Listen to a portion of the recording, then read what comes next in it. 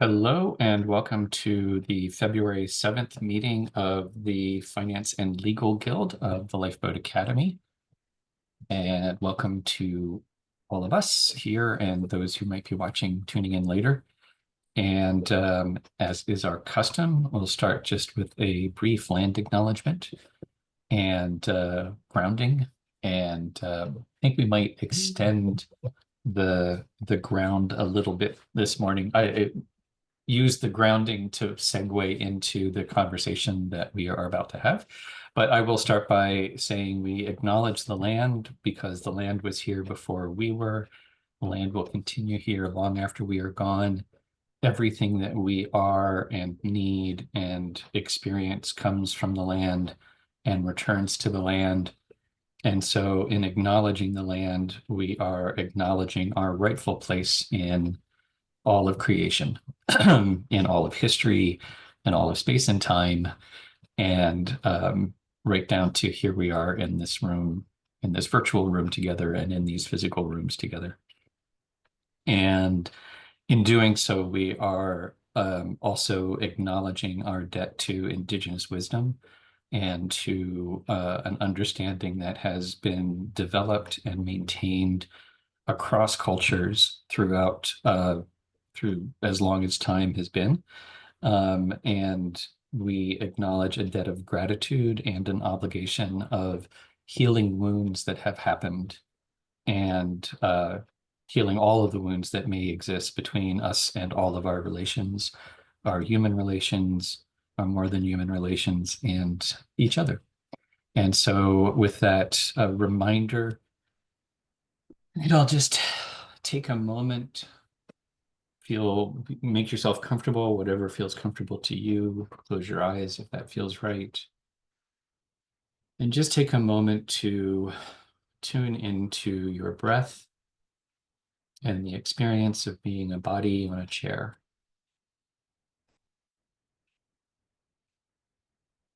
Take note of the in-breath, your lungs expanding, oxygen entering your bloodstream. The out-breath, the relaxation as your body sinks down into the support coming up from the earth. A reminder of a constant exchange we were always in, getting what we need from the land, from all our relations, and in contributing what we no longer need, contributing to that cycle of regeneration.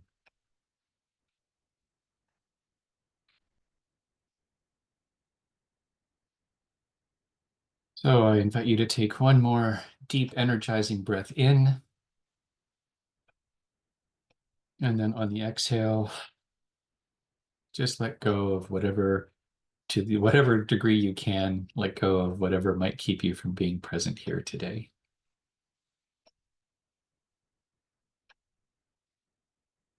And then when you're ready, come join us back in the circle.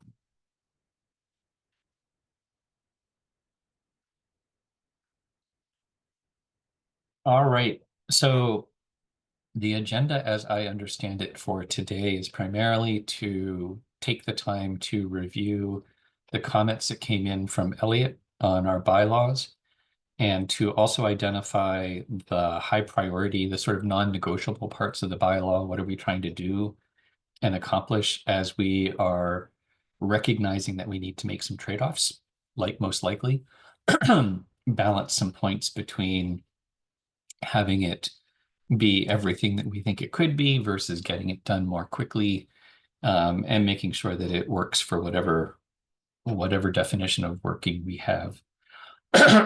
So I think that's sort of the primary agenda item. And let me check to see if there's anything else. And we'll have we also have space on the agenda for any updates that seem relevant. And first, just yeah, Roland. Just to let you know, I got an email from Heather. She won't be joining us today. She's on her way to Vancouver. It sounds like she is having some health concerns and is her daughter is driving her to visit her doctor in Vancouver. Okay. So she's on the road right now.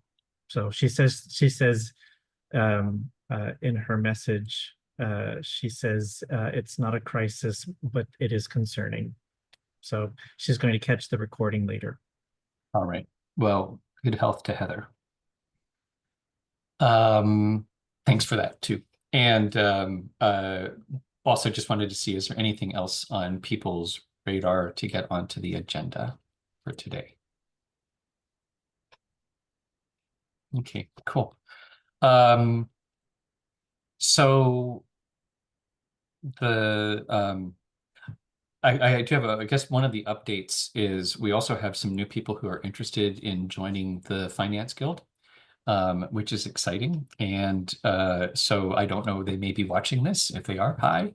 And so one of the things that we should be thoughtful about is onboarding the new folk and figuring out how we can quickly and effectively bring them up to speed on things we've been working on and figure out how to weave them into what we're doing. So what I'm going to propose, yeah, Becca. I just wanted to note that I am once again not be gonna be available for the next meeting on the 21st, which I think then is the last scheduled one before the meeting with the lawyers. Okay. Mhm. Um, so hopefully we can get through as much as you need my input for today. Yeah, Not maybe we yeah, can schedule an extra meeting next week. yeah. I think that's yep. The other thing too with new people coming on is we might want to look at scheduling to make sure that we can accommodate people's schedules. So it might be a good opportunity for us to think about if we stick with our Friday 10:30 time Pacific, or if we want to if there's a better time for us collectively.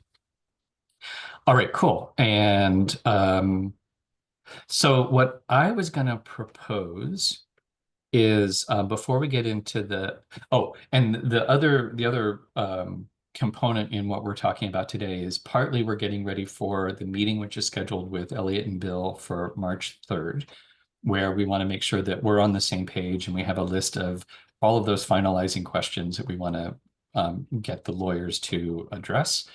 And also so that we have a clear sense of what our priorities are in case we have to make trade-offs between this form or this element and that element. And in addition to that, we have talked about, and I would still like to keep moving forward, the idea of having a lawyers conclave where we also are preparing a sort of brief that we could use with some of our friendly lawyer friends and say, here's the situation, here's what we're trying to do. How would you approach this? So in that spirit, we're kind of having that kind of global conversation about what is this case that we're presenting. And I'm going to propose that we start with a kind of a check-in. Where do we think we are right now? So starting at the high level, what feel like some of the priorities in trying to get bylaws done? Like, and what are we expecting the bylaws to be able to accomplish for us? And so we'll start with a check-in. Where are we now? And then we'll kind of go into gathering considerations around to basically list what are the elements that, sort of the details that we want to address as we move forward. And I am going to share my screen and take notes in Asana. And I'm gonna do circle a little bit differently this time, partly to shake it up and just to trial it. What I'm gonna do is ask anybody to go in. Whoever wants to go first, whoever wants to go second, and then we'll record that and we'll just stick with that circle. So we'll, if that makes sense, who would like to start with where are we now thoughts?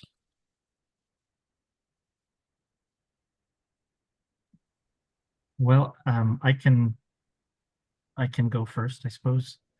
Um, so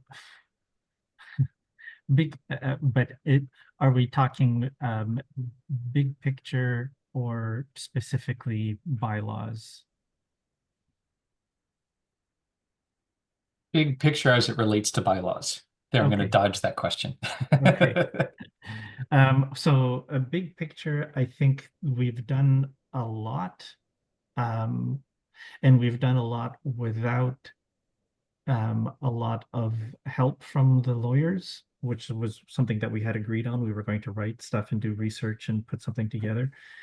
And now I feel like we still don't have enough information to understand the feedback that we've gotten. So I guess I'm going to speak for myself. I don't want to use the we. I'm going to remove the we and say that I don't have enough information to feel like I have confidence in the feedback that we've gotten. I don't I that what we are doing is understood. So I agree having second opinion or a lawyer's conclave would be useful for me to have more information on on an area that I have very little understanding, so that I can with more confidence I can see where to push back and where to concede, so that it is a conversation where we can find ways of being able to um, uh, heal from colonization and privilege within a system that is based on colonization and privilege. So where can we innovate to help loosen those tight spots in our culture? So I'm going to stop there. Over to whoever's next.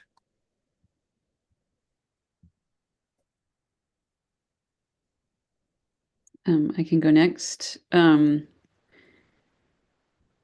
was helpful. Thank you. I feel like we do need to go through line by line, comment by comment in the bylaws, because we just need to do it. We need to sort through, we need to do the nitty gritty work, and figure out which pieces of the comments are ones we can just fix because they're technical, and which ones are the big picture things that we might want to push back on or have to make trade-offs between. And like to do it before we talk to the lawyers so that we use that time well.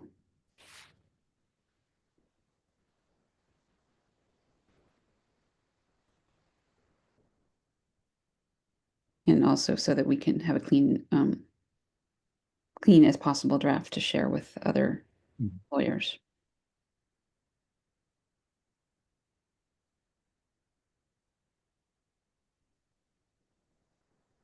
And I will be frustrated if we don't get through a chunk of that today. Over to Ben. I might frustrate you then, because I feel like many of the line by line comments are sort of irrelevant until we get some of the big picture stuff settled. I mean, I basically, to my mind, the comments boil down into a couple broad classes. One is you need to have a definition of that. And my answer to all of those is that's easy, because all of the terms that we're using, like what's consent, there's a definition of consent decision making, throw it in.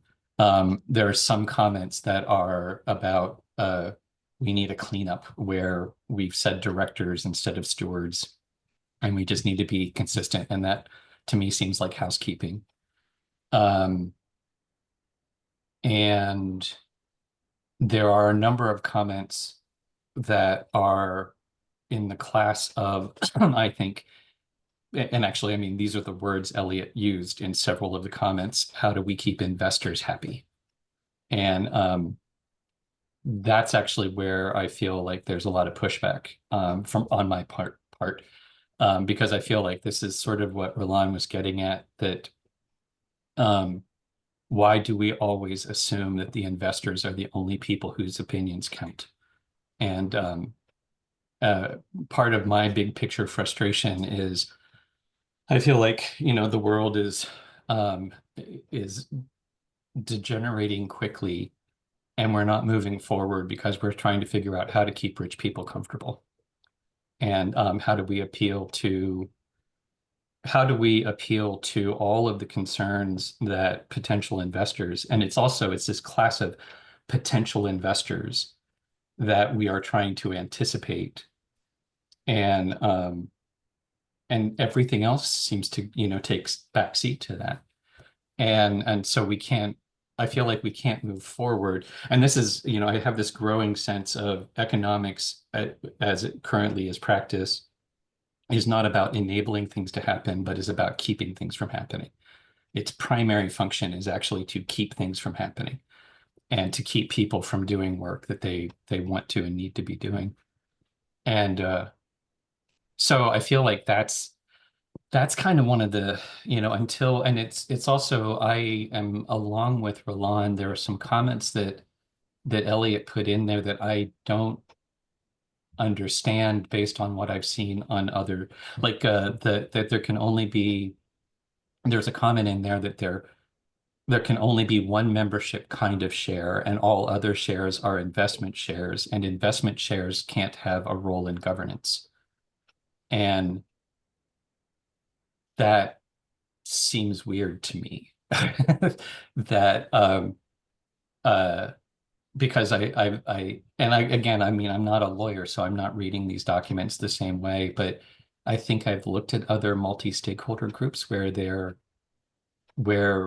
the investment shares have some connection to governance. And maybe that's just again, maybe we just need more information, because does it mean that everyone has at least a membership share and an investment share, and that your governance only comes through your membership share, but then the kind of member you are depends on your investment share in a lot of these documents. So it's anyhow, I still kind of feel like some of the comments are, I agree with Roland. I don't quite know that I have an understanding, a good enough understanding to know where the comments are coming from, and if they're sort of what's the nuance that I'm missing, kind of thing. So yeah, I guess that's I recognize that we need to go line by line through a lot of the comments, but most of them don't really feel like they're that substantive. And the ones that are substantive, I think, are tied to the whole idea of the shares and, compensation and things like that. So anyhow, that's where I think we are. And I think kind of building on that, what I'm going to propose is the next round is sort of developing the laundry list of what are the items that we need to resolve. So, line by line, what are the things, and then maybe we can prioritize where we start in that list. So back over to Roland, and I think we can do this sort of multiple rounds until we feel like we've got it all out. Yeah, Roland, over to you. What are some of the sort of line specific or issue specific things that we need to resolve? Well, I was just looking for this particular instance and I didn't find it. There's a lot of a lot of entries about definitions that I think we could remove, because, and so looking at, I think we could probably look at a block to issues around definitions, because I think towards the bottom I remember seeing comments, and I can't remember if it was Elliot or Becca who put them in about, oh, this is where the definitions are. And I think there was an expectation that the definitions would be at the beginning. So there's a lot of the definition questions I think that we could maybe remove, and that would be really useful for me for the number of comments on the side that it's a little depressing to see so many of them. And to be able to remove some would lighten things up. So I think the definitions question, I think, could be a relatively easy one to start with, to just get that out of the way and to clean up. I agree with, having a cleaner draft to be able to share and to work from would be good. So that's where I would like to that's what I'm proposing as a starting place. Over to you, Becca. Yeah, I just, Sorry, just to be clear, I think let's make the laundry list and then we'll decide where to start. So right now we're just generating the laundry list. Okay. Back over to you. Sorry for the interruption. that's okay. Yeah, I just think we need to go through from the beginning and get to the end and do all the things that are easy to do to make it clean. And then we'll have a very clear list of what are the things that we still don't know the answer to or don't agree with his answer to.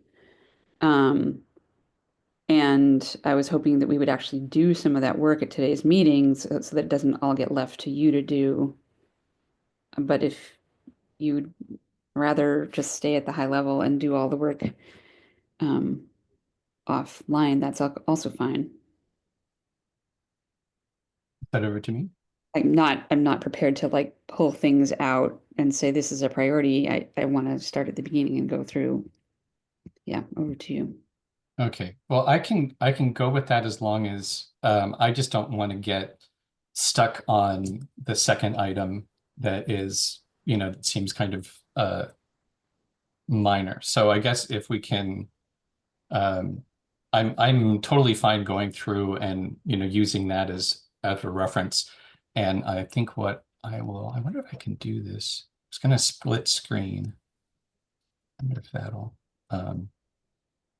because we can bring up I can bring up, I'm going to stop share and organize my screen, and because I've got the document up, so we can actually just start here. Yeah, actually what I will do is let's go through the document and I will do notes separately. And I won't try to share both screens because I think that might be hard to see. And would it make sense to go through the document and sort of do a light, this needs more discussion, and this is something we can just deal with quickly, but not discuss anything? Just go through and sort of do, this is a 1, this is a 2, this is a 1, this is a 2, this is a 2, this is a 1, and then come back. And we may find that some of the things that we think are easy need further discussion, but then we take those and we say, okay, this we're going to talk about later. Let's move on to the next thing that we think is easy. Does that sound like a good working method? Yeah. Awesome. Yeah, I can do that. All right, so let me share the document. I'll also put the link in because it might be And I just want to say, I think that this would be useful for me to be able to say out loud. I am practicing being curious and playful around this so that I can have a sense of equanimity, because I also feel a lot of anxiety around all of this, and so I'm practicing. I'm using this as an opportunity to practice. well, I was going to share the link, but I can't for some reason. So anyhow, I think you have it in email if you want to open it up separately. Mm-hmm. All right, so I'm trying to figure, I think process-wise, the way I'm interpreting Roland's suggestion is we kind of go the first item, and then we can all kind of do um, easy or move on, and the easy answer, right? So I the first issue is, can we be a community services co-op, or what's involved in that? And I think that would go in the complicated uh, category. Um, the second one is talking about our commitments that were our B Corp social commitments. And Elliot's comments are basically, as a co-op, it should be about the benefits to the members. And of course, part of that issue was we were writing as a community services co-op where we were thinking about our benefits to a broader community. So I think this also, for me, this feels like a more complicated issue. All right. So the next one is, where is steward defined? That's already answered because it's in the bottom. One of the questions is, hang on, want to make sure that I'm taking notes here. One of the comments is, do we move the definitions to the front?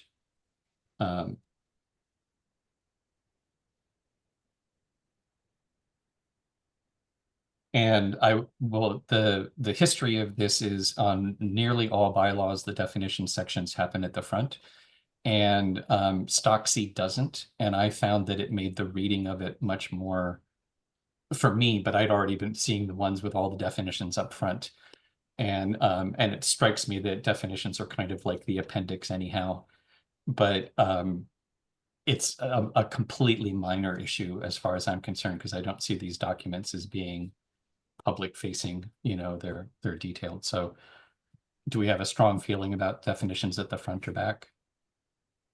I think this should go at the front, especially because we're doing something non-standard, and so people are going to likely get tripped up on definitions that are different than what they're used to when they're reading bylaws. Mm-hmm.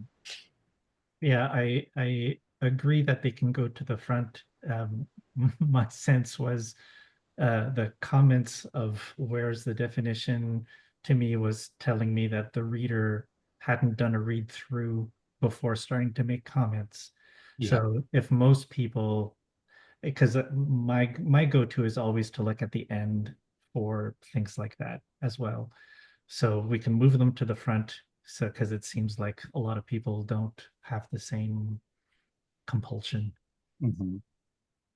Well, and actually my logic is exactly the same as Becca's, that I do think it trips people up by not having them up front. And I think that's a good thing, because otherwise I think people go into a routinized way of reading things.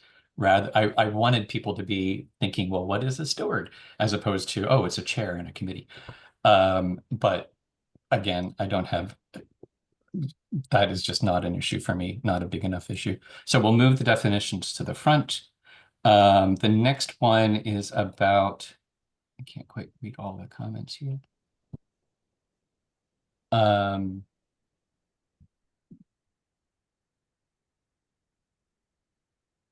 Right, and this is about share structures and the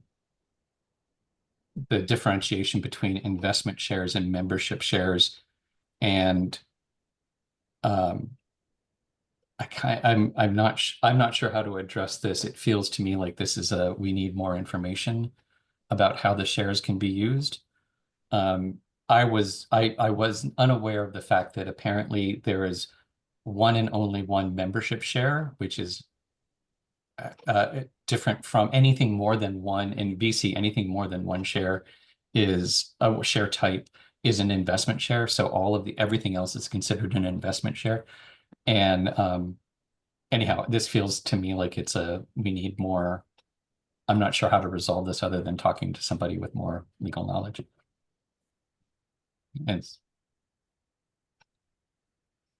That land with people, or do we think we can resolve something here? I think it's partly that, and I think it's partly the confusion that I kept having of, like, we have the groups of members and groups of shares, groups of classes of shares, and the confusion between those two things.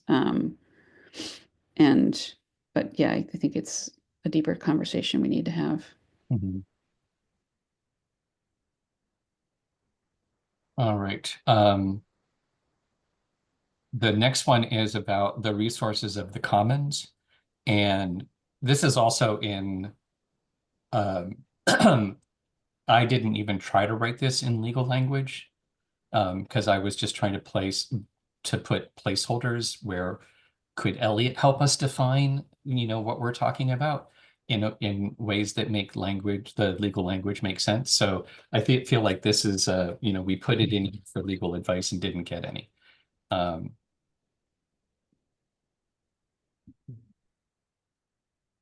Okay, so that's something we should be clear is a question rather than, yeah, we need to get our definitions in the right place because, yeah.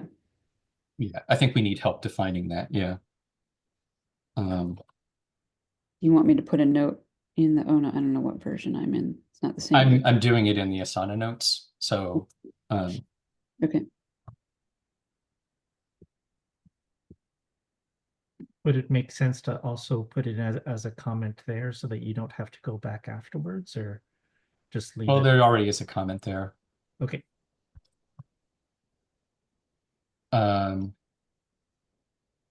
Because anyhow, Yeah, I it's think, just one that could get confused with the definitional ones because it has yeah, the definition. So, yeah.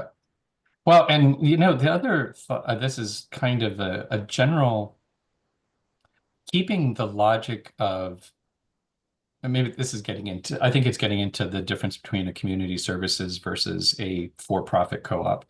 But if we are thinking of it as a business, then the stewards are the employees and the timeshare croppers and the community members are the customers, the consumers, and the fair share sponsors are the investors.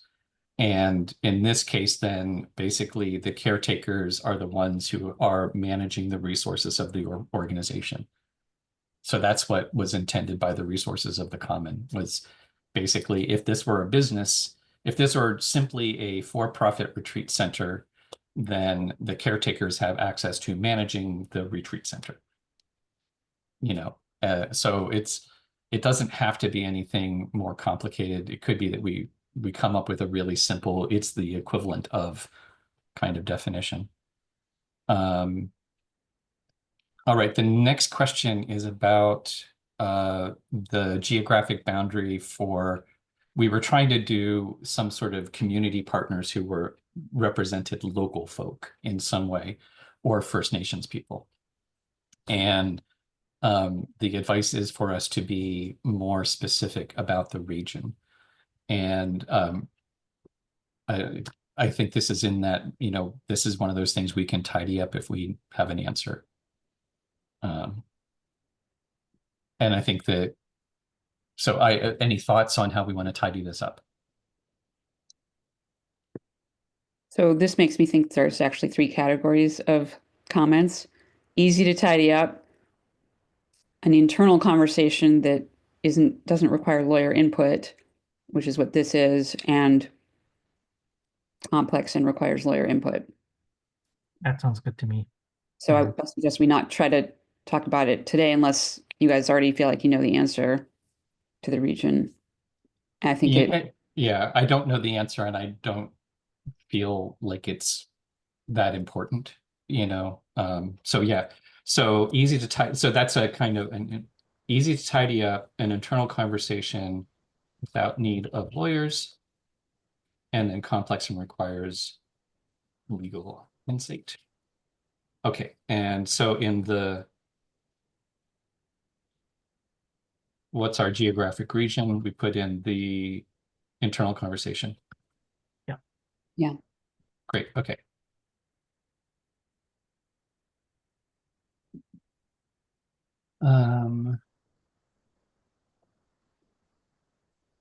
What's next?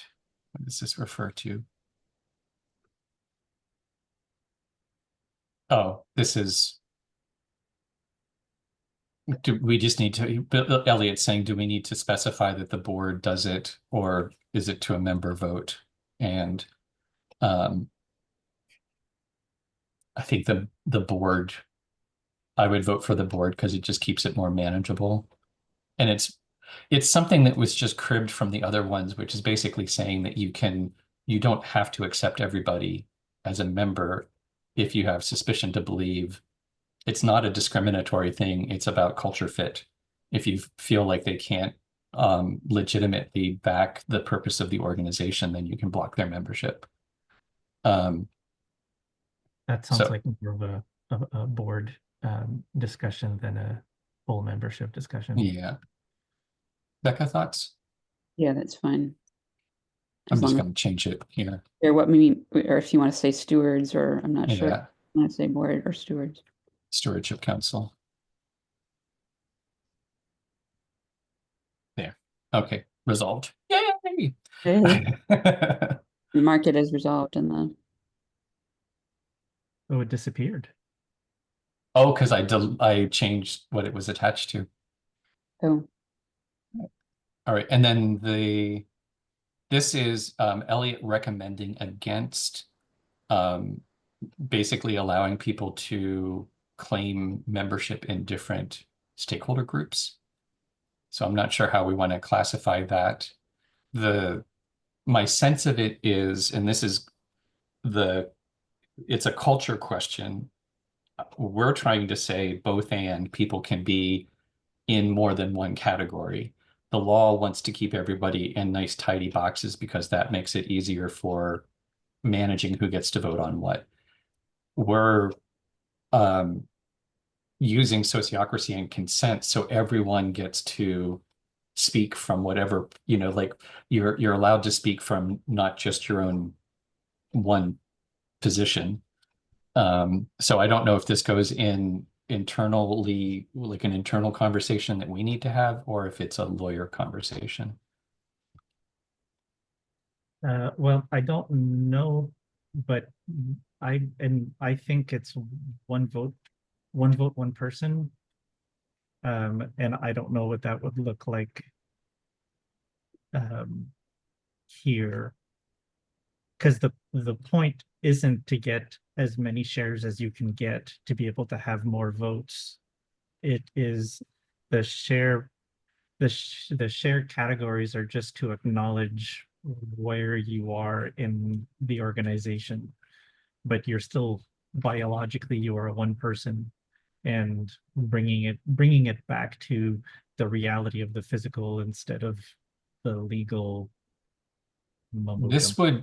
would primarily affect who gets to be on the composition of the stewardship council. Because if, I think seats are apportioned based on membership class. So that's where it would come up. and if you remember, I had the same concern, that we could be setting it up so that people have more than one vote on the vote, quote unquote, on the stewardship council.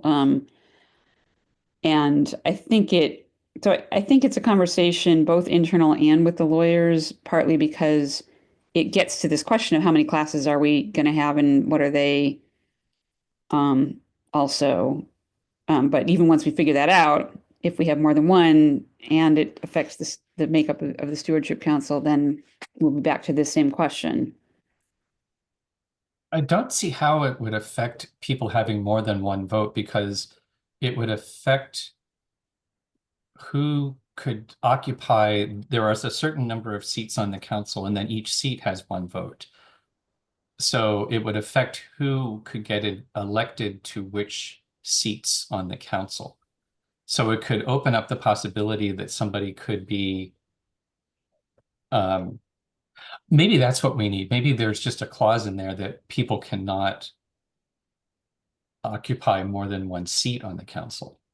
I think it's complex enough that we should move on. We should put it in the Okay. complex category and move on. Okay.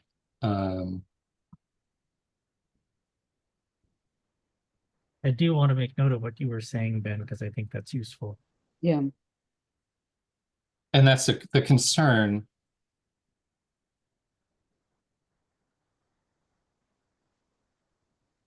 So the concern is about people having more than one vote. Yeah. And misinterpretations that, or interpretations that would make it seem like people have more than one vote. Okay. And what is next? Joint membership. Yeah, I can tell you the joint membership. My concern was around, since we're, in my mind, everything is tied to a fair share footprint, that it would be, and I know couples, and they kind of assume couples only take up one spot, even though they take up twice the food.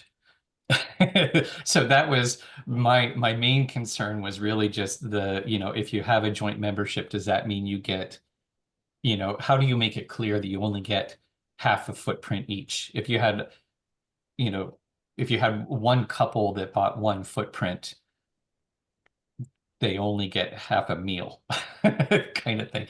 But so that was, and I don't think it's a big deal. I don't think it needs, I was just trying to keep it simple for that. But I think that, I don't think it's that big a deal. I think it could be addressed in other places. So I'm, Right. Further conversation, I think, because where are those other places, okay. and what does that mean in terms of how someone could use the bylaw? There, Because I think because, and I think I am agreeing with the basis of the the reason for the addition, because I am interested in respecting the biocapacity of the actual land.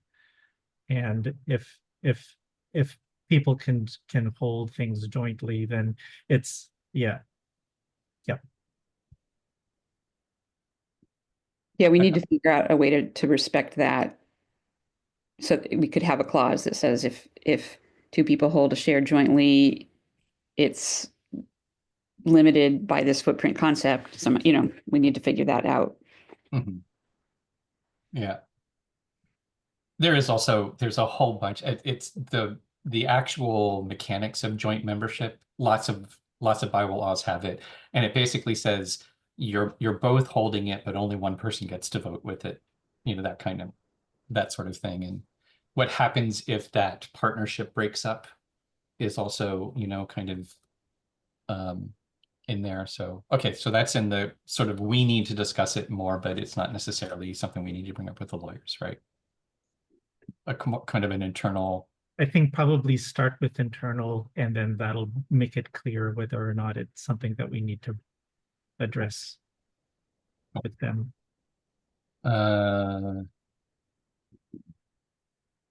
Next up is consent agreement redundant.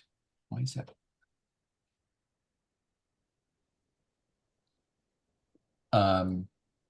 Liz? Yeah, and I think it isn't, because it's basically it's acknowledging that it's through a consent process that the agreement is reached. But can you just say by consent, period?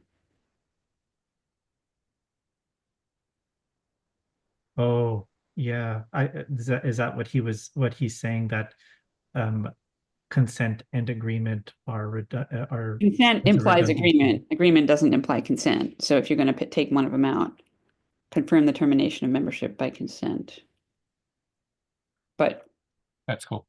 it's nitpicking, so it's No, and and it doesn't, I agree. It doesn't really affect where it is, it doesn't matter. And two things resolved. Yeah. Right. So we need lawyer, the restructuring of the share classes is the big question, right? So this we put in needs mhm. legal insight.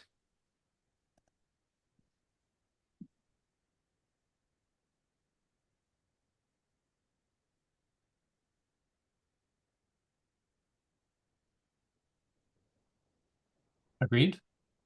Yeah. Okay. So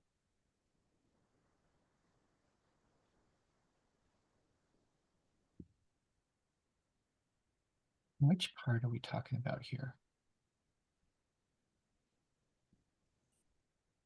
The deed share, the names of the shares, I think. The names of the shares. Well, and that's, I have no commitment to any of the names. I think this is part of the conversation about shares and Share classes. structures. Yeah. So part of it. And then there's a question of what goes in, how much of the definition goes in the bylaws. Yeah, yeah.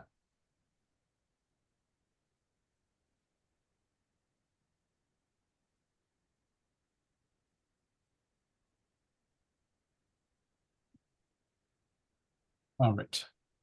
So that's under complex legal needs consideration.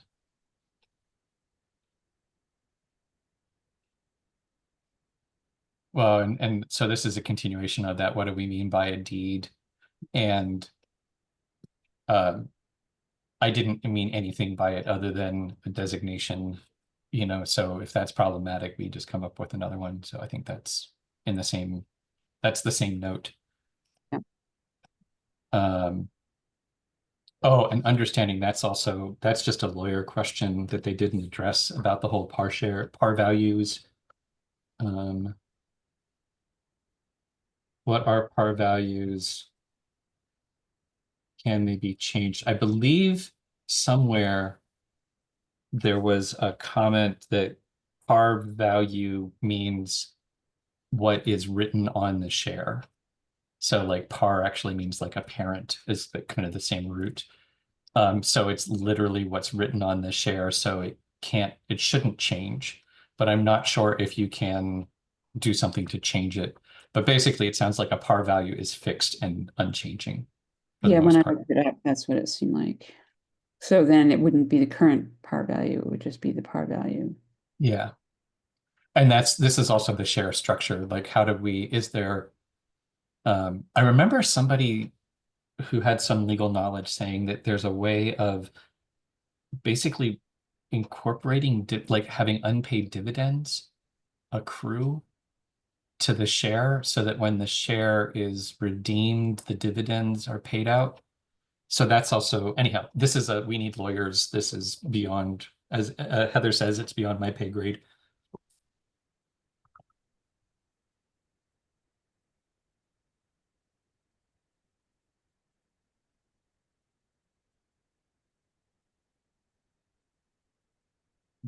Hmm. So moving on. Yeah.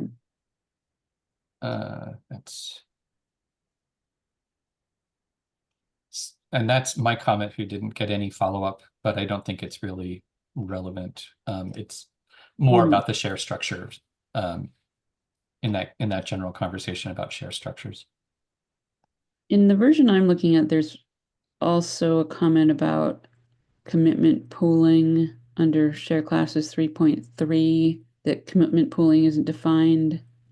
Yes, yeah. That's a definitional. Is that one we need lawyer input from, or is that just? Probably would be helpful. I mean, I think that there's a very real possibility of avoiding that and just saying profit sharing. Basically keeping it a more standard because that's all commitment pooling is basically the only thing that extends beyond profit sharing is that you're putting effort into creating products and you get to use some of those products and it basically kind of gets debited against what you're putting in. But that's really a bookkeeping thing. It doesn't have to be named anything different, I don't think. But we can put it in as I'm going to put in what's the legal way of describing a profit sharing, something like that. Sharing slash commitment pooling. So Yeah.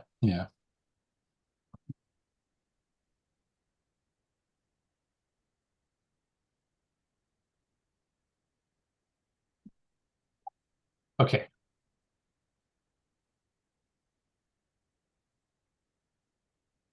Um,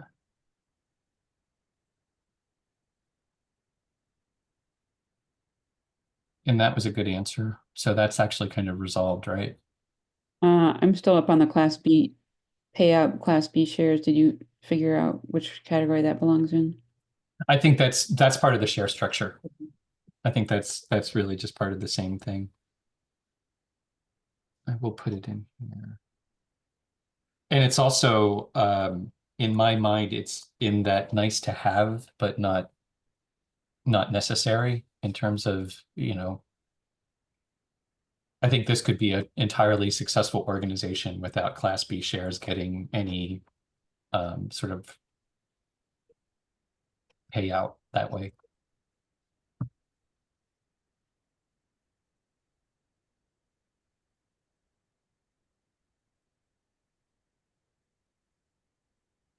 It's kind of a dissolution thing anyhow, I think. Um, I think it's limited to in the event of dissolution.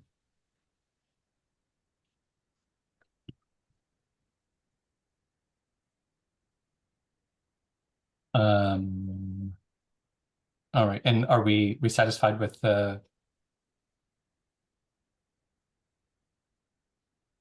Elliot's answer to the basically if the um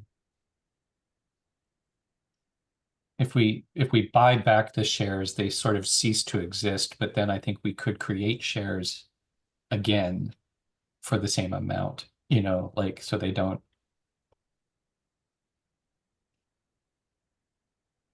That might be a question. Didn't he get into, this is where he's thinking about putting yourselves in the shoes of investors? No, that's down below. This is the association owning its shares. So if the cooperative purchases or redeems its own shares, those shares are canceled. It's basically just saying if we buy back, because there's a thing in here about we're authorized to acquire the shares of the co-op as the stewardship council could choose to buy up the shares that are outstanding, and then they just kind of are nullified.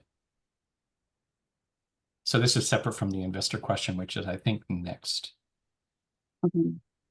I had just, at some point, I had commented that it was partially answered in 3.11 below, so I Uh-huh. went down there, but I think I see what you're saying, that they're separable. And this is about the restriction. That's a bigger conversation. Yeah, Well, and this is I didn't invent this. I just picked this up from other bylaws. And it makes sense, especially if you're thinking about something like a co-housing project or something like this, because the people who are buying the share could have a significantly disruptive effect on the operations. So that's why you want to have some mechanism where and especially it's not just, people could sell to someone, but likewise, people can inherit shares. So if somebody, they just get the shares and they have no connection with what we're doing. So it's supposed to, anyhow, I didn't invent it. It's in other bylaws. Yes, it affects maybe people's the potential investors, but it also is something I wouldn't want to get rid of. Like, I mean, it can get retooled. There might be a way of putting some limits on it, but yeah. it feels like, yeah. It doesn't get viewed as shareholder oppression by the courts, as Elliot is suggesting it could, whatever that means. Shareholder oppression. I mean, I Yes. think I feel like this is useful conversation to be able to either reword or talk about what this section is. yeah. And so that's I feel like it's something that we'll want to talk, expand on, and give ourselves some space to be able to go through it. So is that this requires legal or Both. I Okay. think, yeah, I think it starts off in part two, and then once we've gone through part two, it can go to part three, which I think of as the legal counsel. This is 3.8. Yeah. And the co-housing case is an interesting one because it's resolved in favor of the current legal system in a lot of co-housing communities, including ours, which has negative implications for the community. Yeah. Yeah. Yep. We've all heard stories. So, I love that there is a concept of stakeholder repression. Those poor stakeholders. Shareholder repression. Shareholder repression. It's a new one. All right, so that's a start there, and then this.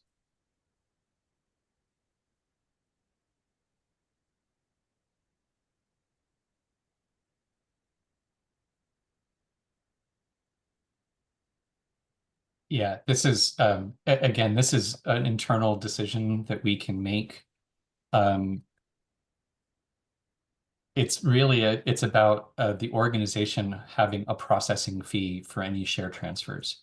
So it's over and above what you know, if two people decide they're going to trade shares, then this would be independent of whatever money changes hands that way, that we would say, and you have to give the Lifeboat Academy $50 to register the transfer. So this is really, like it's a a right processing we, fee? huh? A processing fee? Totally. Yeah, this is basically a processing fee. And it gives us the right to do it. It doesn't require that we do it. And I'm ambivalent on, we could throw a coin, you know, so. So it seems like it's a pretty standard thing and that it gives us an option. Yeah.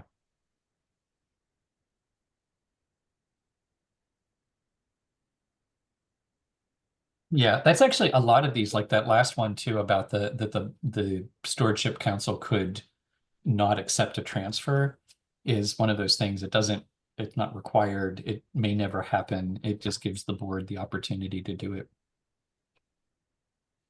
So moving on.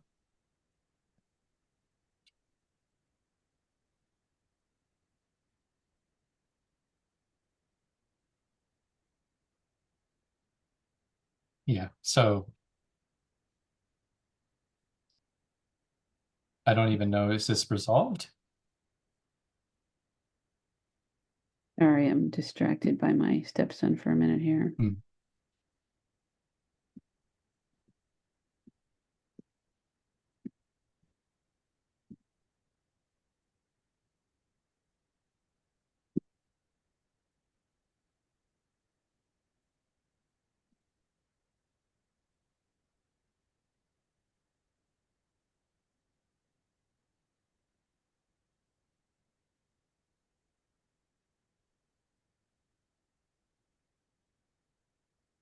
This probably needs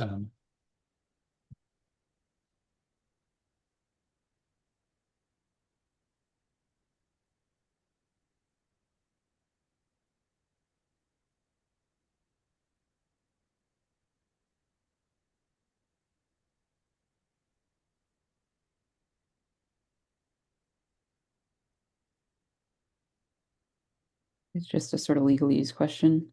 yeah. And it is, that is something to be mindful of. We can decide to only allow human individuals as members, or individuals and organizations. And we have it written so that it can be an organization.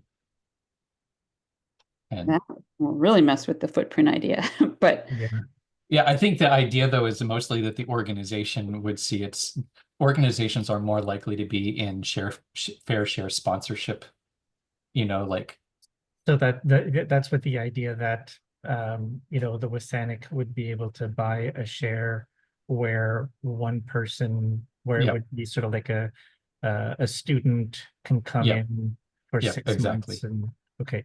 Yeah. So it's still one person It's a one, Yep. it's a one, the fair share does, actually, it doesn't screw up the fair share, because even if the whole organization decides that they're going to take advantage of it, they can only have a fair share for one person.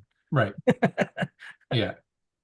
Yeah. And it could be that, I mean, this gets into the tricky bit, but it could be how like 15 people come for one day every 2 weeks would be or yeah, I think 15 people coming or 14 people come one day every 2 weeks is the same as one person being there all the time. Or kind of. somebody could buy a fair share for the food bank, and then the food bank would be able to, I mean, a whole Exactly. diet for one person for 1 year would be a lot of food for the food bank to share out among Yeah. people.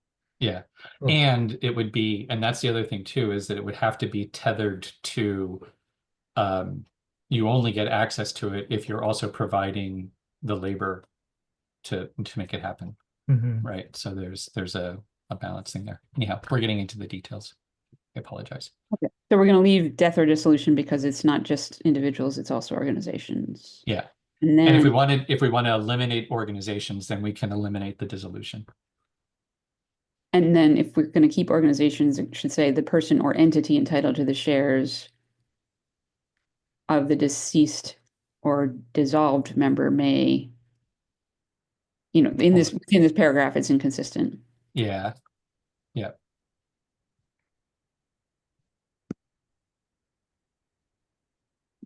And these are frequently done as 3.10 and 3.11, one for individuals and one for organizations. And that might be I've seen it done both ways, and I just thought it was easier to have one that has the complicated language than to have two. But that can also be an easy way of doing it.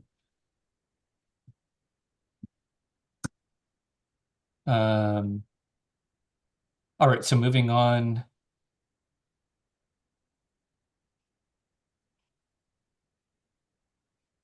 I thought Elliot answered this in one of them.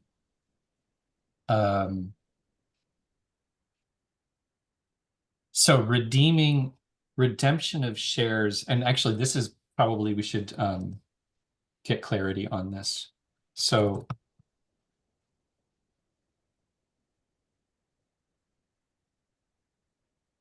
my sense of it is anyone can say, I don't want my share anymore, and hand it back, and you have to pay it off. At the value at which it was received. But that may not be the case. It may be that that's only true for membership shares and not investment shares. So the big concern, and the thing that, again, stories that I have heard in multiple places, is one person who goes in to the collaboration for whatever reason, personal bankruptcy or divorce, or what, they just get tired. They take back their share, and it bankrupts the whole thing because everyone has to raise enough money in a short window of time to be able to pay it off. So I think this is we need clarity from the lawyers, because my sense is it's required. You can't not redeem shares, but maybe you don't redeem investment shares. I don't know. We just need a lawyer to explain this part. But this is not about people trading shares between themselves. That's different. This is about somebody just saying, I'm done with this, pay me out. There's also just a grammatical thing that is confusing here, where in 310 redeem is used in meaning sell, and in 311 it's used meaning purchase.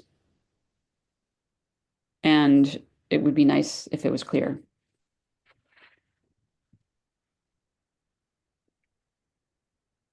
I think but I think it is that process of the shares going from outside of the organization to inside the organization.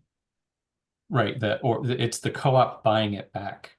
Yeah, so apply to have the shares redeemed in 310 would make it more clear, rather than if you want to use the word redeem. But why not just use sell and purchase? I don't know. Because it's not selling and purchasing.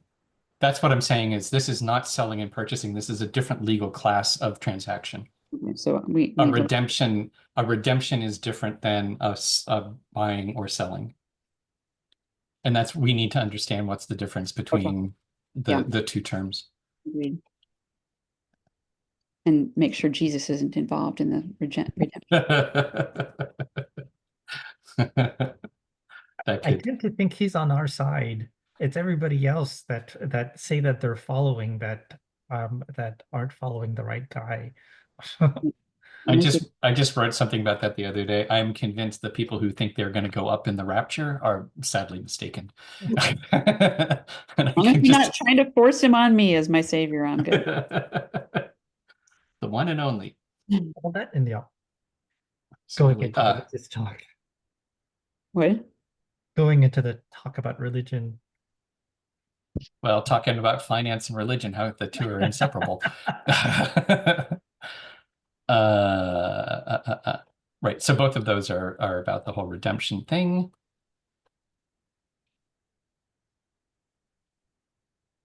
So, and this is that how do we want to classify this? You know, what level of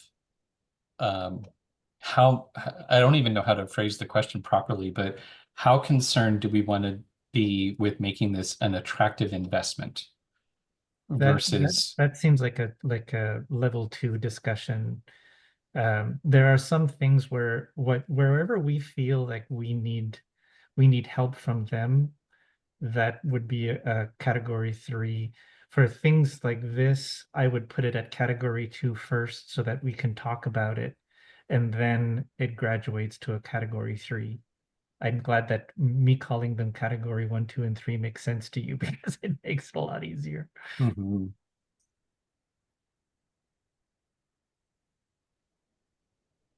All right, so that's category 2.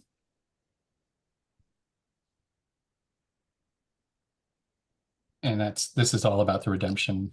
I'll add that too. And again, I think we did get an answer to that in one of the other.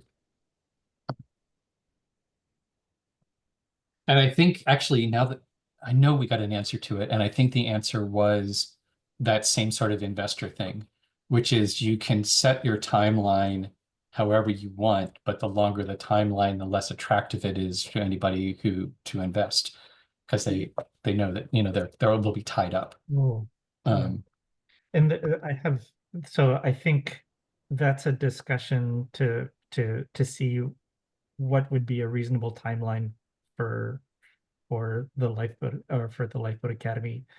And the other question that I had, which is separate from this, is and it's more sort of keeping in mind how many people do we think are actually going to be involved? right.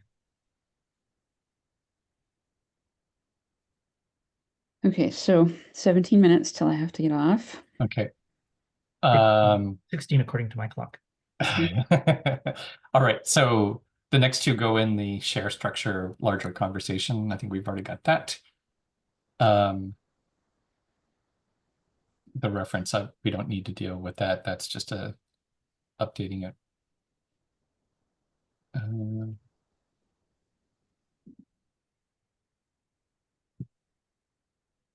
I don't understand this. I think it's sort of there's Elliott questions that then become category 2, I think.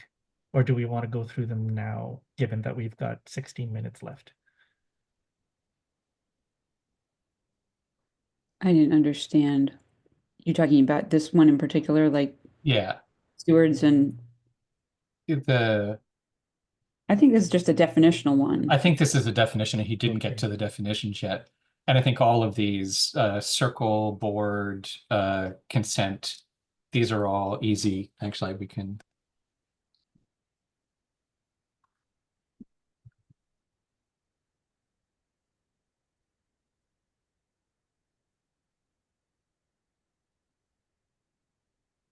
Okay.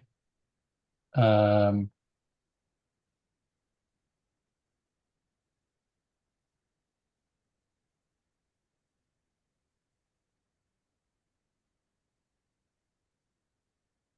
So for this question, I think this is an internal, and basically it's the difference between the C-suite and the board.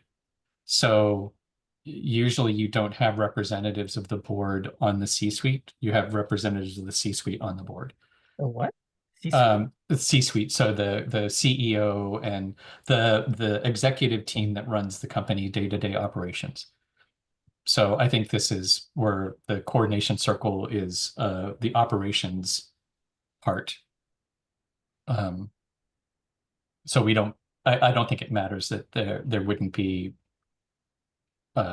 many members of the board on the in the coordination circle. Is that satisfying? I think it's an internal thing and it's not that important to Mhm. me. Like whatever you guys think will work, but it just seemed like it was the way it was worded, it could theoretically only be one person. Um, and is that okay or not? Mhm.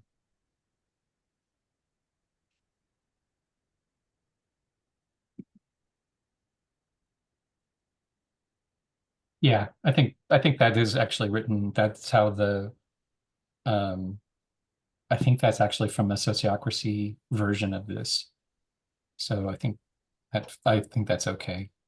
Would it be worthwhile mentioning in there that the circle meetings are open to, that it's not a an in-camera thing, but it's actually open to the whole membership? In the bylaws, it's not Not that's one of those, what's the bare minimum we need in the bylaws? That's really for our comfort. That can go in the operating agreements. It's not really required. Um,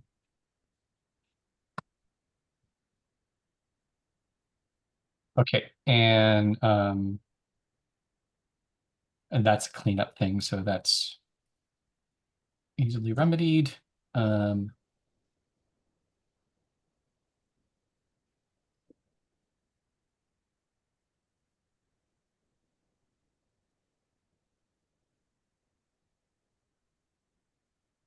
so I don't know if this is, do we need to, and these are all also we are required to give notice. It is good to have expectations around time periods for notice, but they are entirely at our discretion. So we could say 24-hour notice and that's fine. So whatever feels sort of reasonable. And there are these, it's written into the bylaws. Everyone has this clause that says even if the meeting is not properly noticed, it doesn't matter, it's still a legal meeting. It makes no sense to me. But it's a clause in pretty much every bylaw I've seen. So I think I think what they're trying to do is to prevent back end runs where people say, I didn't get the email, therefore, this is, or the email came in, 6 hours too late or whatever, and therefore I'm going to nullify the big meeting. But anyhow, I feel like those are kind of internal, that's an internal, what we're comfortable with. Do we have a clause that says failure to provide appropriate notice doesn't invalidate the decisions taken at the meeting? I see it in Uh-huh. your side note, but I'm pretty sure it's in there. And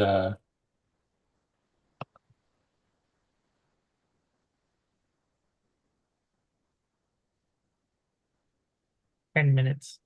uh-huh. anyway, let's just clean it up because I don't want it to be so restrictive that we're automatically ignoring it. Mm-hmm. My concern. Because if we're automatically ignoring it and somebody gets annoyed, then they can be annoying. Yeah.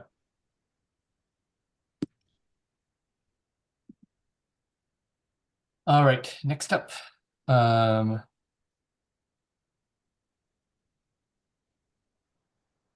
Oh, right, quorum.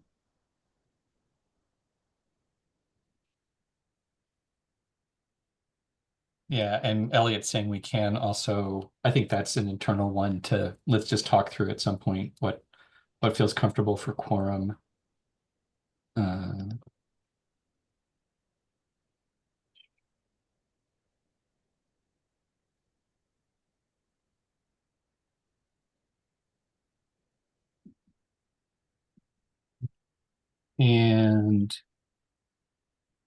Next.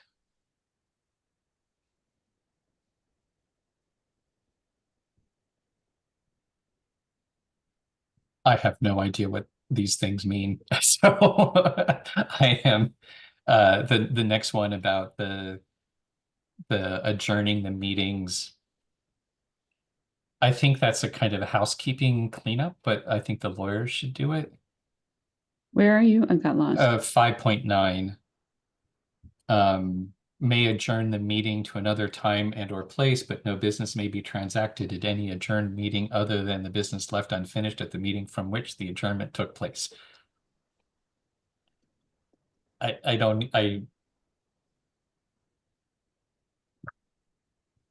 have no idea why it's there or what it means or, you Yeah, know, so we can ask them to help. yeah.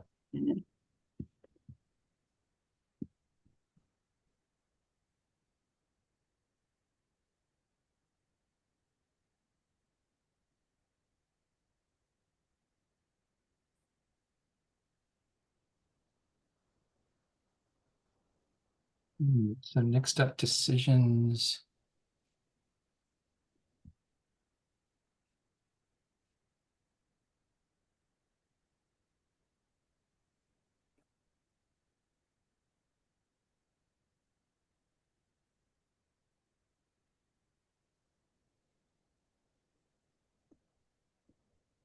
I think that one feels more, how do we want to work? And it feels like more of a discussion, internal discussion first.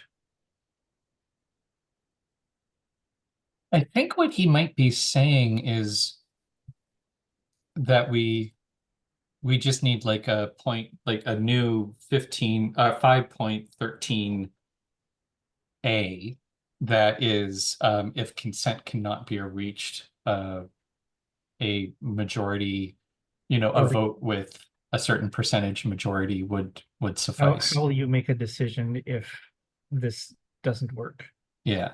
is what you're saying. Yeah. I think that's and I am still trying to understand in sociocracy, it's intentional that if you can't get consent, you don't do anything. Right? That it's to avoid forcing through, because if you can't get a consent, it means that there is an objection that will cause harm. And therefore, it's better to not do something than to move forward with something that's going to cause harm. And that So there's you, intentionally not a get out of jail free card because there's the fear that it would be used to, railroad something through that's going to cause harm. but it isn't just that. It is if there is an objection that the objector has to come up with a proposal, of a counter proposal. So that it's not just that things Well, get and it's stopped, also but that the objections need to be objector becomes part of the solution. and it's also that the objection has to be validated. So there is a validation process where I can't just say I object for no apparent reason. You have to be able to say I object for this reason because it will cause this harm, and then there is a voting process around accepting the objection. Oh, But interesting. yeah, so that's where you do get to vote about whether or not the objection is legitimate or valid. I think But anyhow, I think that this could all be, it sounds to me, I would be fine putting in a clause that says, yeah. in the event that consent cannot be reached, then a 2/3 majority or some, like a super majority vote would be necessary.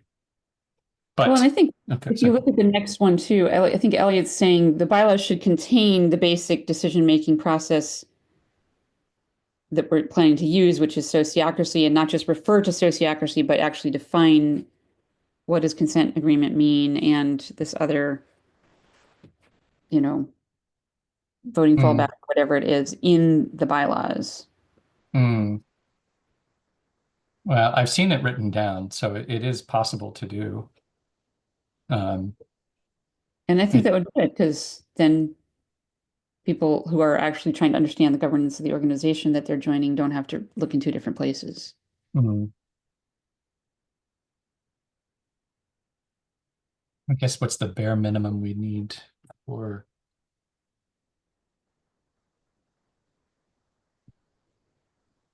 oops. Okay, we are almost at time and we are, Halfway through? No, more than halfway through. yeah, way more than halfway through. Okay, I think here's where in the spirit, we're not going to get done, but we are up to, what was it, 5? So we're up to consent agreements. And Do you want to try to meet next week? I mean, it seems like yeah, um keep on a roll.